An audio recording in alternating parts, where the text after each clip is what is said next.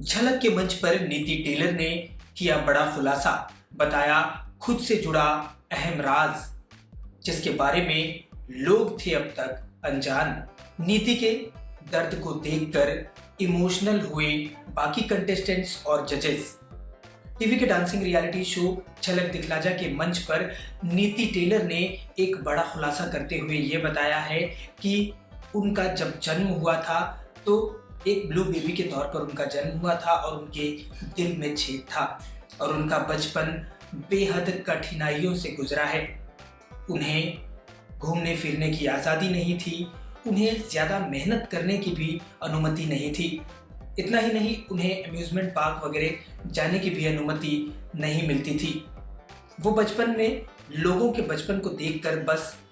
ललचा करती थी, लेकिन उन्हें सही मायने में अगर पूछा जाए तो बचपन जीने का मौका ही नहीं मिला।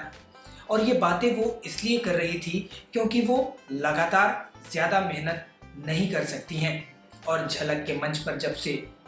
उनकी एंट्री हुई है, उन्हें लगातार रिहर्सल करना पड़ता है, 5-5 दिन तक रिहर्सल करना पड़ता है और मंच पर जब वो परफॉर्म करती हैं उस समय भी उन्हें लगातार मेहनत करना होता है। ऐसे में उनकी सांसें फूलने लगती है और उन्हें कई सारी दिक्कतों का सामना करना पड़ता है,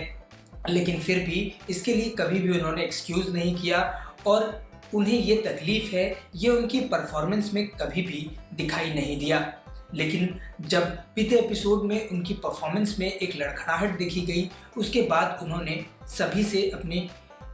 परफॉर्मेंस में हुई गड़बड़ी के लिए माफ़ी मांगते हुए ये किस्सा शेयर किया और बताया कि वो किस समस्या से जूझ रही हैं। हालांकि उन्होंने ये भी कहा कि मुझे सहानुभूति नहीं चाहिए, बस मैं ये बताना चाहती थी। जिसके बाद शो में बतौर मेहमान जज नजर आ रहे टेरेंस लुइस ने नीति के इस जज्बे को सलाम किया और कहा कि तुमने आज जो कुछ भी कहा है वो बेशक सहानुभूति के लिए नहीं कहा है, ये हमें सभी को समझ आ रहा है और तुमने आज जाकर ये बात कही जब तुम फिनाले के इतना करीब हो तो इससे समझ में आता है कि तुम इसका एक्सक्यूज़ नहीं बनाना चाहती हो,